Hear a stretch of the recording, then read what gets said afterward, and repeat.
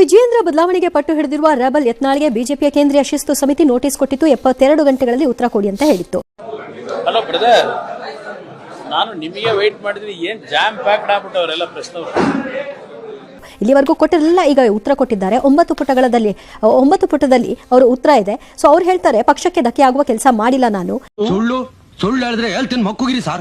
ವಿಜಯೇಂದ್ರ ಬದಲಾವಣೆ ಒತ್ತಾಯ ಮಾಡಿದ್ದೀವಿ ಅಂತ ಹೇಳಿದ್ದಾರೆ. ಇನ್ನು ನಾಡಿದ್ದು ಯತ್ನಾಳ್ ಕರೆದಿರುವಂತಹ ಸಭೆಗೆ ನಾನು ತಲೆ ಕೆಡಿಸಿಕೊಳ್ಳಲ್ಲ ಅಂತ ವಿಜಯೇಂದ್ರ ತಿಳಿಸಿದ್ದಾರೆ. ಈ ಮಧ್ಯೆ ಏನೇನ್ ಪ್ರಾಬ್ಲಮ್ ಶಾಸಕರ ಮೇಲೆ ಹಿಡಿತ ಸಾಧಿಸುವ ವಿಚಾರದಲ್ಲಿ ವಿಜಯೇಂದ್ರ ಮತ್ತು ಅಶೋಕ್ ನಡುವೆ ಮುಸುಕಿನ ಗುದ್ದಾಟ ಶುರುವಾಗಿದೆ.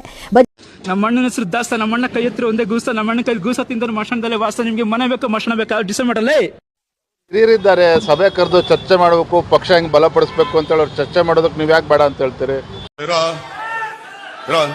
ಗೊತ್ತು, ನೀವೆಲ್ಲರೂ ಗೊತ್ತಾಗ್ತದೆ. ಕೂತ್ಕೊಳ್ಳ ಅದ್ರ ಬಗ್ಗೆ ನಾನು ತಲೆ ಕೆಡಿಸ್ಕೊಂಡಿಲ್ಲ. ಯಾಕಂದ್ರೆ ಯಾರೇನೇ ಮಾಡಿದ್ರು ಕೂಡ ಪಕ್ಷಕ್ಕೆ ಪೂರಕವಾಗಿ ಆಗ್ಬೇಕು ಅಂತಕ್ಕಂಥದ್ದು ನಮ್ಮೆಲ್ಲರ ಅಭಿಲಾಷೆ. ಅಣ್ಣ ಒಬ್ಬರ ಜೊತೆ ಕಿತ್ತಾಡಿಲ್ಲ ನಾನು. ಅಷ್ಟು ಒಳ್ಳೆ ಹೆಸರು ತಗೊಂಡಿರೋ ಹುಡುಗ ನಾನು ಪೆರೆ ಸಂದರ್ಭದಲ್ಲಿ. ನೀವು ಕೇಳಿ, ಪಕ್ಷದಲ್ಲಿ ಕುಟುಂಬ ರಾಜಕೀಯ ಮಿತಿ ಮೀರಿಬಿಟ್ಟಿದೆ ಅಂತೆ. ಪಕ್ಷದ ಭವಿಷ್ಯದ ದೃಷ್ಟಿಯಿಂದ ಇದಕ್ಕೆಲ್ಲ ಬ್ರೇಕ್ ಹಾಕಿ ವಿಜೇಂದ್ರ ಅವರೇ ಗುಂಪುಗಾರಿಕೆ ಮಾಡ್ತಾ ಇದ್ದಾರೆ. ಹಿರಿಯ ನಾಯಕರನ್ನ ವಿಜೇಂದ್ರ ವಿಶ್ವಾಸಕ್ಕೇನೆ ಪಡಿತಾ ಇಲ್ಲ. ಕಾಂಗ್ರೆಸ್ ಜೊತೆಗೆ ಹೊಂದಾಣಿಕೆ ರಾಜಕೀಯ ಮಾಡ್ತಾ ಇದ್ದಾರೆ. ಇದು ಪಕ್ಷದ ಸಂಘಟನೆಯನ್ನ ಬಲಹೀನ ಮಾಡಬಹುದು. ವಿಜೇಂದ್ರನ ಕೆಳಗಿಳಿಸಿ ಸಮರ್ಥರಿಗೆ ಜವಾಬ್ದಾರಿ ನೀಡಿ ಅಂತ ಅವ್ರ ಮೇಲೆ ಹೇಳಿದ್ದಾರೆ. ಬಟ್ ಅವ್ರು ಯಾಕೆ ಹೇಳಿದ್ರು ಅನ್ನುವಂಥ ವಿಚಾರವನ್ನು ಅವರೆಲ್ಲೂ ಹೇಳಲಿಲ್ಲ. ಅವ್ರ ವಿಶ್ವಾಸಕ್ಕೆ ತಗೊಂಡಿಲ್ಲ ಅನ್ನೋದು ನನಗೂ ಗೊತ್ತು, ನಾನು ಇಲ್ಲ ಅಂತ ಹೇಳ್ತಿಲ್ಲ. ಬಟ್ ಅವ್ರು ತಗೊಳಕ್ ಟ್ರೈ ಮಾಡಿದ ಜಾಗದಲ್ಲೆಲ್ಲೂ ಯಾರು ವಿಶ್ವಾಸಕ್ಕೆ ಬಂದೂ ಇಲ್ಲ.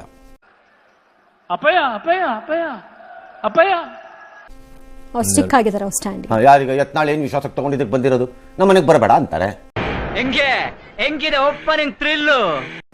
ಅವ್ನು ಬರ್ತೀನಿ ಅಂತ ತಕ್ಷಣ ಅವನ ಅಪ್ಪ ಮಗ ಇದನ್ನೆಲ್ಲ ಅವ್ನು ಲಂಚ್ ಕೊರ ಅಂತ ಬೈತಾರೆ. ಬಾಯಿ ಬಂದಂಗೆಲ್ಲ ಬೈದ್ ಬಿಡೋದು. ಟೆಂಗ್ ಮುಂಡೆ ಮಾಡ್ದಂಗೆ ಆಡೋದನ್ನ ಬಿಡಿ. ಜೌರಾಣೆ ಹೇಳ್ತಾ ಇದ್ದೀನಿ, ನೀವು ಯಾರು ಉದ್ಧಾರ ಆಗಲ್ಲ. ಕನ್ಫರ್ಮ್ ಬರ್ದಿಟ್ಕೊಳ್ಳಿ, ಉದ್ಧಾರ ಆಗಲ್ಲ. ಆಮೇಲೆ ಪಕ್ಷ ಕಟ್ತೀವಿ ನಾವು ಅನ್ನೋದು ಗುಂಪುಗಾರಿಕೆ ಅನ್ನೋದು. ಎಲ್ಲರೂ ಗುಂಪುಗಾರಿಕೆ. ಅದಕ್ಕೆ ಹೇಳಿದ್ದು, ಅಯೋಗ್ಯರಿರುವಂತಹ ಪಕ್ಷದ ಬಗ್ಗೆ ಯಾಕ್ರಪ್ಪ ನನ್ನ ಕೈಲಿ ಮಾತಾಡಿಸಿ ನನ್ನ ಪ್ರಾಣ ತಿಂತೀರಿ? ನಾನು ಹೇಳೋದು ಕೇಳಿಲ್ಲ. ನಮ್ ಭಯಕ್ಕೆ ಬರೋ ಮಾತು ಯಾಕೆ ಹಿಂಗ್ ಬರ್ತೈತ ಅಂದ್ರೆ ನಮ್ಮನ್ನ ಎಷ್ಟು ಅಂತಿರೋದು. ಸುಮ್ಮನೆ ಅಯೋಗ್ಯರು. ಆ ಪಕ್ಷ ಸಾಯ್ಬೇಕಿಲ್ಲಿ.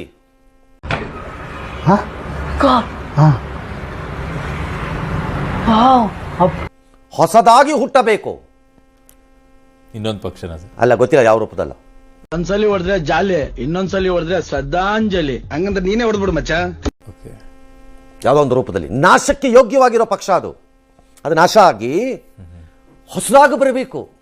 ನಮ್ ದೇಶ ರೀ, ನಾವು ಕಟ್ಟಿರೋ ದೇಶ ರೀ ಇದು. ನಾವು ಯಾವ ಜಾತಿ ಇಲ್ಲ ರೀ. ಯಾವ್ದಾರ ಒಂದು ಬೇರೆ ಬ್ಲಡ್ ಅಲ್ಲಿ ಅಯೋಗ್ಯರು ಇವರು, ಸರಿ ಇಲ್ಲ ಇವರು. ಇದೆಲ್ಲ ಕಲ್ಪನೆಯಲ್ಲೇ ಇರ್ಲಿ, ಆ ಕಲ್ಪನೆಯಲ್ಲಿ ಇದ್ದಷ್ಟು ಮಜಾ. ಅದಕ್ಕೆ ಯಾಕೆ ನಮ್ಗೆ ಸುಮ್ಮನೆ ಪ್ರಾಣ ತಿಂತೀರಿ? ನಮಗೆ ಸಾರಿ, ಅದ್ಯಾರ ಅಗೋರಿ ಕಾಳ ಬಾಬಾ ಎಲ್ಲ ಇದಾರಲ್ಲ, ಏನೋ ಬೇಕು ನಿನಗೆ, ಏನೋ ಬೇಕು. ಯಾರೊಬ್ಬನ ಕೇಳ್ಕೊಂಬನ್ರಿ, ಯಾವತ್ತು ಇವರೆಲ್ಲ ನಿರ್ನಾಮ ಆಗೋದು ಅಂತ. ನನಗಂತೂ ಈ ಜೀವನವೇ ಬೇಸರವಾಗಿ ಹೋಗ್ಬಿಟ್ಟಿದೆ. ಅಲ್ಲ, ಅವರು ಪಕ್ಷ ಯಾಕೆ ನೀವೆಲ್ಲ ಪಕ್ಷಾಂತರ ಕೆಲಸಗಳನ್ನ ಮಾಡ್ತಾ ಇದ್ದೀರಾ?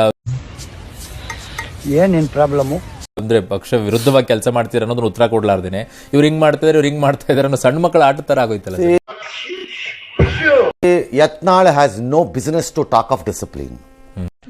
ಏನಂತ್ಯ ಆಲ್ರೆಡಿ ಸೌಂಡ್ ಬರ್ತಾರೆ ಡಿಟಿಎಸ್ ಕನ್ನಡ ತಾಯಿ ಮಕ್ಕಳೆಲ್ಲ ಎದ್ ಬಂದ್ರಪ್ಪ ಹೋಗ್ಮ. ನನ್ನ ಪ್ರಕಾರ Vijayendra has no business of talk of unity. ಬೇಕಾ ಬೇಕೇನ್ರಿ ಕೊಡಲ್ಲ.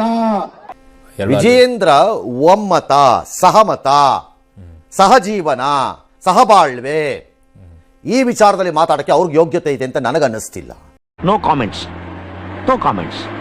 ಇಲ್ಲ, ಈ ವ್ಯಕ್ತಿಗೆ ಶಿಸ್ತು, ಪಕ್ಷ, ಸಂಘಟನೆ ಈ ವಿಚಾರದಲ್ಲಿ ಮಾತಾಡಕ್ಕೆ ಈ ವ್ಯಕ್ತಿಗೆ ಯೋಗ್ಯತೆ ಇದೆ ಅಂತ ನನಗೇನು ಅನ್ನಿಸ್ತಿಲ್ಲ. ಯತ್ನಾಳ್ ಅವರಿಗೆ ಹೌದು. ನಾವು ಬಾಯಿ ಮುಚ್ಕೊಂಡಿದ್ದೀವಿ, ನಮ್ಮನ್ನ ಕೆಣಗಬೇಡಿ.